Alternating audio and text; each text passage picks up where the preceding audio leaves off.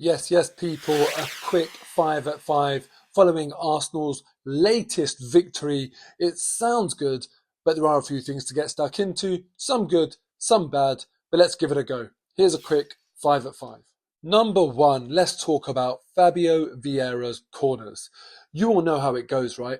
Your team gets a corner, you're willing them on, you need them to score another goal, you're hoping they do something clever from the corner or at least put a good ball into the box. And what happens? Corner kick taker steps up, puts the corner in, doesn't go past chest height, defender at the near post clears it away. How many times have you seen that happen, and how many times have you heard the entire stadium groan because the corner just wasn't good enough? It's not just Arsenal. This happens way too much at this level with professional footballers that should be able to do better. But Fabio Vieira yesterday, his corners were absolutely on point.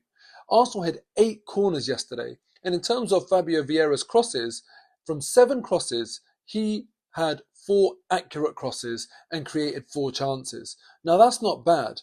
He really did show some good variation as well in his corners. A lot of the time he was going short to the front post where we were getting flick-ons, but they were nice and accurate. Other times, a bit deceptive, he'd go right back to the far post, and more often than not, he'd find a man. Clearly, we can see why he's on corner duty, and it seemed to be working a treat. Let me know what you thought of Fabio Vieira's corners, and if he's the best corner taker at Arsenal. Number 2, Tierney suffered a tear yesterday. Thankfully, it was just a shirt tear, with Boranijasevic pulling his shirt so hard that he actually ripped his shirt almost clean off of him. But Tierney was left exposed with his chest on show because that's how much damage Boranijasevic did to his shirt. Now, the crazy thing about that moment, it wasn't given as a foul, wasn't given as a yellow card. The referee, even though he can see Tierney's shirt is literally ripped right from the middle, didn't think it was worth even stopping the game for. Now, the ref yesterday, I thought he was an absolute joke. Not even necessarily just only against Arsenal. Arsenal made some fouls, he didn't give them. Zurich made some fouls, he didn't give them. And at times he did. You just could not second guess this referee. But that was one moment in the game that really did make me laugh, because you don't see that very often in football, and you would think that when a referee sees that shirt being absolutely ripped, he knows that surely he's made a mistake there and hasn't spotted a blatant shirt pull. And anyway, Tierney yesterday, that wasn't his highlight. Thankfully, his highlight was a brilliantly taken goal that for me blows up that question yet again: who should be Arsenal's first choice left back? Whenever I ask this question, people in the comments are split. Whoever I talk to, I get a different answer. Let me know your thoughts, especially with a view to Chelsea on the weekend. Who should be Arsenal's left back? Number 3, and that is the Zurich support. Now look, usually I'm on here and I'm talking about how Arsenal support was great, but I have to reserve a little bit of praise for FC Zurich's away support yesterday. They were singing, bouncing, drumming, jumping, everything all game yesterday, and waving flags non-stop. The one bit I particularly enjoyed were the flares. Check this out.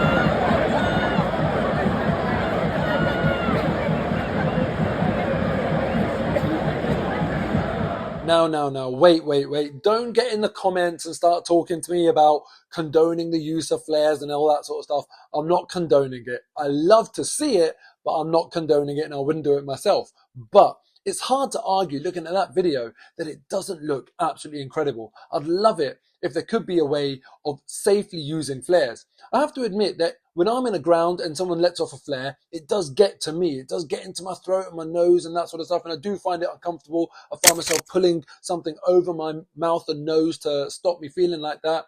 But also, I love the way it looks. And especially in that video, I've never seen a flare before that was doing that sort of sparking thing like the one FC Zurich had. Basically, I want to join FC Zurich's away support for a big game one day. Number 4, Arsenal did the job yesterday. We finished top of our group, unlike some other teams, and you know exactly who I'm talking about. Now, those other inferior teams that could not finish top of a Europa League group, in 3 days' time, on the 7th of November, they find out which one of the teams who dropped down from the Champions League they have to face over 2 legs in February. Thankfully, Arsenal have avoided these unnecessary extra games. With a thin squad as it is, We really, really did not need that. And the risk of going out in that playoff leg would be a huge blow when clearly you should be finishing top of your Europa League group.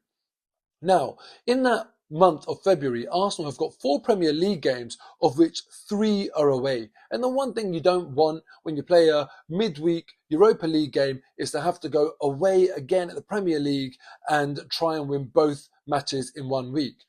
We've avoided that. Man United haven't. And here's a list of all of the teams that Man United could play in that playoff round. And there's some big names on here. You've got Ajax, Barca, Juve, Leverkusen, Salzburg, Sevilla, Shakhtar and Sporting.